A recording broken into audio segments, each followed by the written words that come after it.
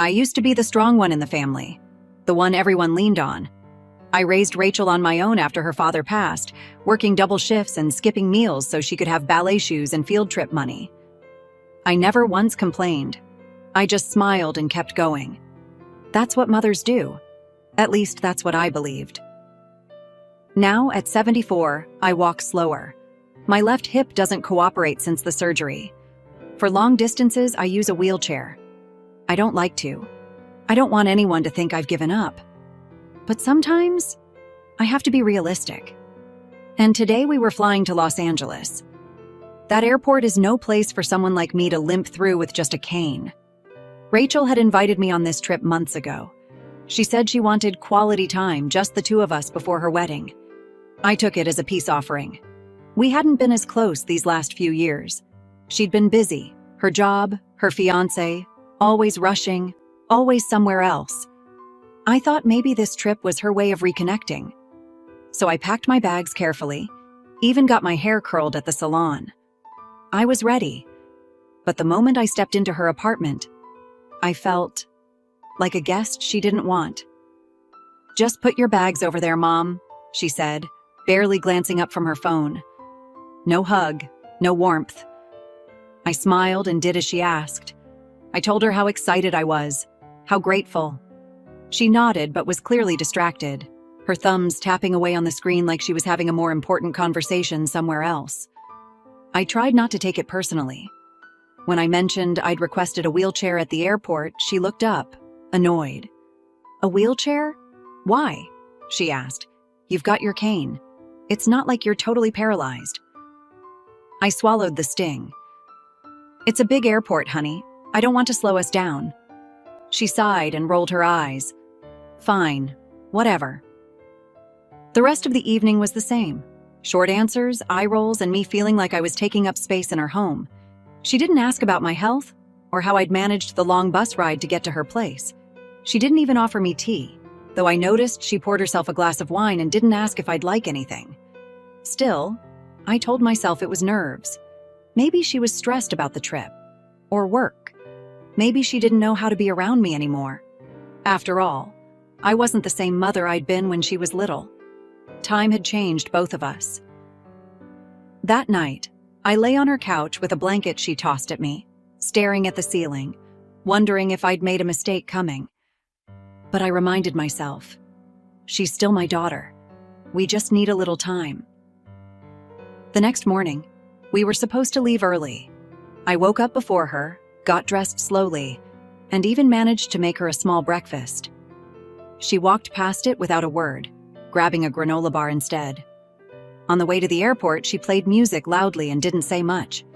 I tried to make small talk about the weather in LA, the wedding plans, the hotel, but she just nodded or gave one-word answers. I told myself again, nerves, just nerves. But deep down, I felt something worse blooming. Something that felt like shame, like I was an inconvenience. As we approached the airport entrance, she pulled up to the curb and popped the trunk without a word. I turned to her. "Could you help me with the wheelchair when we get inside?" I asked gently. She didn't answer right away. Then she said, Yeah. Let's just get through security first." I nodded, but I noticed it. That tone, that impatience, like she was doing me a favor, like I was already too much. I took a deep breath and stepped out of the car. I didn't know what would happen inside that airport, but I knew one thing for sure: this wasn't the trip I thought it would be. If this story touched your heart or made you think of someone you love, hit that like button. Don't forget to subscribe for more emotional family stories that remind us what really matters. Share in the comments. The automatic doors at the airport whooshed open, and a blast of cold air hit me. I tightened my shawl and stepped inside slowly, my cane tapping against the floor. Rachel was already a few steps ahead, dragging her suitcase with one hand and texting with the other. She didn't even glance back to see if I was keeping up. I looked around for the assistant's desk but didn't see it right away. My legs were already aching, but I didn't want to complain. I called out gently, "Rachel, can we stop for a moment? I need to find the desk where they bring the wheelchair." She turned around, barely pausing. We don't have time for that, Mom. The line at security is probably already insane. Just walk. It's not that far. It felt like a slap. I wasn't asking to be pampered. I wasn't being dramatic. I simply couldn't move that fast anymore. But the look she gave me, like I was a problem, made my throat tighten. I requested the wheelchair when I booked the flight. I reminded her softly. They should have it ready. She rolled her eyes. Then go find it. I'm heading to the security line. Just catch up, okay? Before I could answer, she turned and walked off, merging into the crowd. I watched her go. My daughter, the little girl I used to carry on my hip while cooking dinner, now treating me like a suitcase she forgot she had to drag along. I stood there for a moment, unsure what to do. The airport was huge and busy, people brushing past me with their luggage, rushing to flights and gates. My heart pounded. I felt lost. Alone. I slowly made my way to the information counter, one painful step at a time. A young woman with a kind smile looked up. "Hi, ma'am, can I help you?" I nodded. Yes, I was supposed to have wheelchair assistance. My daughter walked ahead. I think she forgot. She gave me a gentle look and made a quick call. "Don't worry, we'll take care of you. Someone will be here in just a minute." I blinked fast, trying not to let the tears fall. I wasn't sad, not really. I was embarrassed, ashamed. I wasn't trying to ruin anyone's day. I just wanted to get to the gate, to enjoy the trip like we planned. But somehow I had become the problem. A few minutes later, an airport staff member wheeled over a chair and helped me sit. "You're okay now, ma'am. We'll get you to your gate." As I sat back, I saw Rachel in the distance, already taking off her shoes at the security checkpoint. She was laughing at something on her phone, chatting with a stranger in line. No glance back. No concern. I rested my hand on my lap and stared at her. I thought about all the nights I stayed up with her when she had nightmares, the lunches I packed, the scrapes I kissed better. And now here she was, leaving me behind without a second thought. "Ready, ma'am?" the staff member asked kindly. I nodded. "Yes, thank you." As he pushed the wheelchair forward, I took one last look at Rachel. She didn't see me. Or maybe she did, and chose not to care. Either way, something in me shifted. The staff member pushing my wheelchair was calm and kind, steering me carefully through the terminal. His name was Jordan. Young, probably in his 20s, with a soft voice and patient hands. He didn't treat me like a burden, just a person needing a little help. As we moved toward the security checkpoint, I could feel the stares, not because of me, but because of the gap between what they'd seen, an elderly woman left behind, and what they assumed. People notice things, and I could see it on their faces. Judgment, confusion, maybe even pity. I didn't want that. I didn't want people feeling sorry for me. I just wanted my daughter to walk beside me. Not ahead, not annoyed, not checking her phone. Just beside me. We reached a section of the line reserved for passengers with mobility needs. As Jordan helped me remove my shoes, a woman in a TSA uniform approached us. She looked serious but not unkind. "Ma'am," she said to me gently, "is someone traveling with you today?" I hesitated. My first instinct was to protect Rachel, like I always had. My daughter was busy, I'd say, maybe distracted. Maybe she just didn't realize how long I'd been waiting, but the words caught in my throat. Jordan looked at me. "It's okay to tell them," he said quietly. I sighed. "Yes, my daughter, Rachel. She's already gone through security. I asked her to help me earlier, but she walked off." The TSA officer nodded, making a note on her clipboard.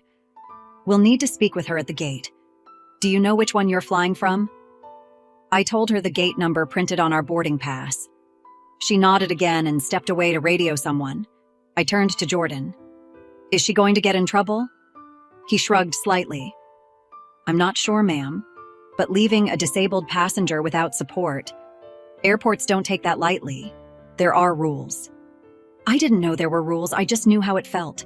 To be left behind, treated like luggage, and not even important luggage, the kind someone forgets on the curb. As we rolled toward the gate, I saw her, Rachel, standing by the boarding doors, scrolling through her phone. She didn't look worried. She didn't even seem to notice I wasn't there. Another staff member, a man in a blazer with an airport badge clipped to his belt, approached her. I couldn't hear what he said, but I saw her expression change. She looked confused, then defensive. Her arms crossed. She shook her head, started explaining something, then threw her hands up. I stayed back, watching from a distance. More words, more gestures. Rachel's face turned red. She pointed behind her like she had nothing to do with any of this. But the staff weren't backing down. Then she finally spotted me. Her eyes locked with mine.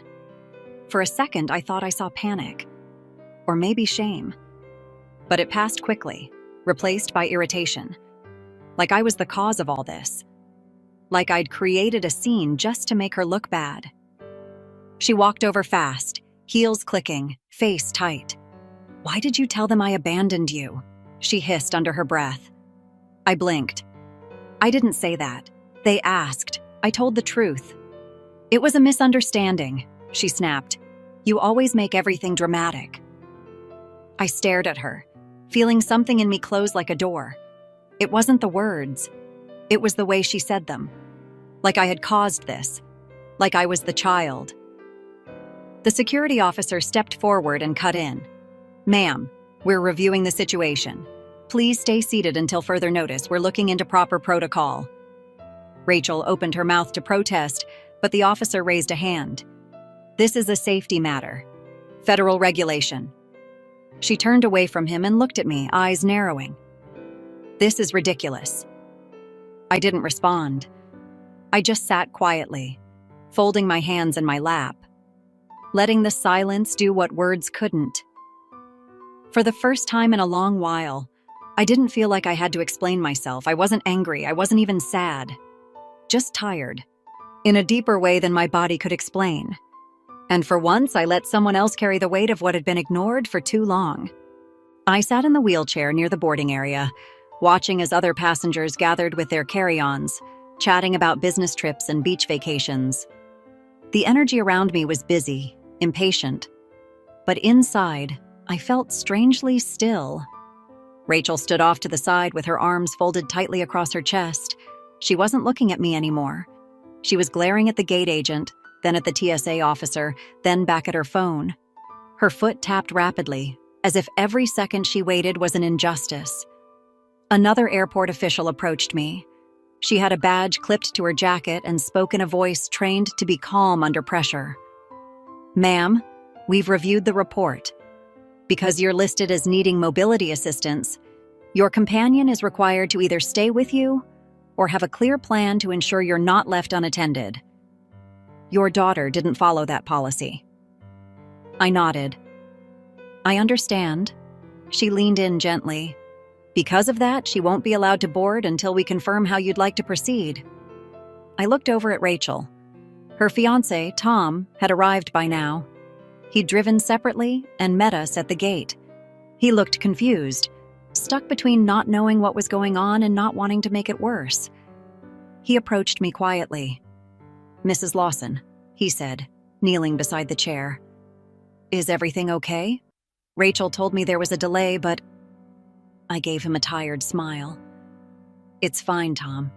Just some confusion about protocol." He looked over at Rachel, who was now arguing quietly with a second agent. "I'm sorry this is happening." I patted his hand gently. "You're not the one who left me behind." He didn't say anything after that. The first gate agent walked over to Rachel and spoke in a calm but firm tone. I didn't hear every word, but I heard enough. "Ma'am, you can't board without her. Unless she approves it, we have to follow procedure." Rachel's voice rose, sharper than before. "This is insane. She's fine now, isn't she? She got help. I was trying to save time. I didn't just abandon her." Passengers were beginning to turn their heads. Tom tugged at her elbow gently, whispering something I couldn't hear. Rachel shook him off. "She's doing this on purpose," she snapped, not even lowering her voice. "She always plays the victim when things don't go her way." I didn't flinch. I didn't react at all. There was nothing left to react to. Rachel stormed over to me, hands on her hips. "Can you just tell them it's fine so we can board? This is embarrassing." Her words didn't sting the way they used to. They sounded small now, echoing back at her with no real weight. I looked at her carefully.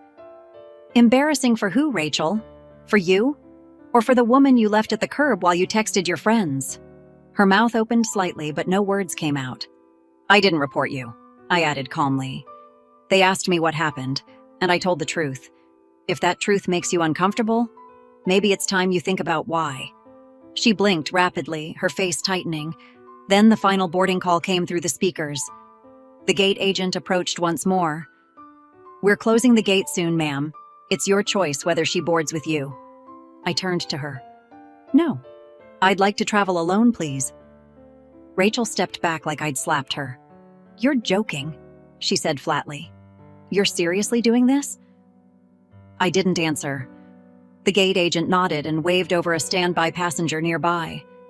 A young woman stepped forward with a surprised expression, handed over her ticket, and disappeared down the jet bridge in seconds. Rachel stood frozen, her face pale, her mouth slightly open. Tom gently pulled her back. "Let's just talk about this later." She didn't move. She didn't speak. As airport staff began closing the gate, I was wheeled down the hallway by Jordan again, away from her, away from the scene. I didn't feel triumphant. I didn't feel angry. I just felt free. The hum of the plane was soft and steady, like a lullaby in the background. I sat by the window, hands folded in my lap, watching the tarmac slowly disappear as the aircraft began to move. A gentle voice came over the speaker announcing takeoff, but my thoughts were far away. For the first time in a very long time, I wasn't worrying about Rachel. I should have been heartbroken. Maybe a different kind of mother would have been. But instead, all I felt was clarity. A quiet understanding that had been building for years, finally settling into place. When I told the gate agent I wanted to travel alone, something inside me let go. Not of Rachel, but of the version of her I'd been holding on to. The little girl with the pink sneakers who used to run into my arms after school. The one who would cry and curl up in my lap when her stomach hurt. That version of her had been gone for a long time, and I just hadn't wanted to admit it. She had changed, and I had spent so much time making excuses for her coldness, calling it stress or adulthood or just a rough patch. But there comes a point when even a mother has to accept the truth. I hadn't been her priority in years. And on that day at the airport, she proved I wasn't even her responsibility. That hurt. I won't pretend it didn't. But it also set me free. The young woman in the aisle seat leaned over and smiled. "That was so kind of you to give up your seat to me. I've been trying to get on this flight for 2 days. I didn't think anyone would actually give theirs up." I smiled softly. Sometimes it's not about giving something up. Sometimes it's about choosing peace. She tilted her head. "That's beautiful." I nodded, turning back toward the window. I didn't need her to understand the full story. I wasn't ready to explain it to a stranger. Maybe someday, but not today. As the plane lifted off the ground, I closed my eyes for a moment and pictured Rachel still standing at the gate. Stunned, angry, confused. I had watched her through the glass before boarding. She didn't cry until after the gate had shut. Not when I refused to let her board. Not when the standby passenger took her seat. Only when she realized I was really going without her did the tears come. But by then, it was too late.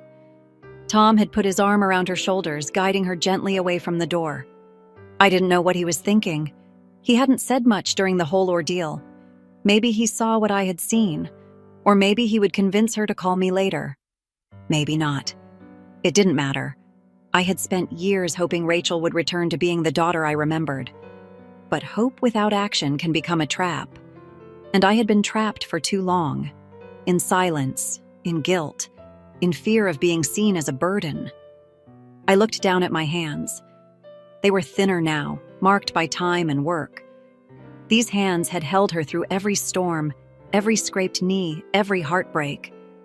They had clapped at her dance recitals, baked her birthday cakes, wiped away her tears. And now these hands had handed her the one thing she didn't expect: a choice. She could learn from this, or she could stay angry. But I would no longer carry that weight for her. When we landed in Los Angeles, the sky was golden with late afternoon sun. The air smelled warm, coastal, alive. I was wheeled down the ramp by another kind young man, and as we entered the terminal, I felt lighter than I had in years. Not because Rachel wasn't with me, but because for once I hadn't followed her lead. I had chosen myself, quietly, gently, but firmly. And that, I realized, was enough.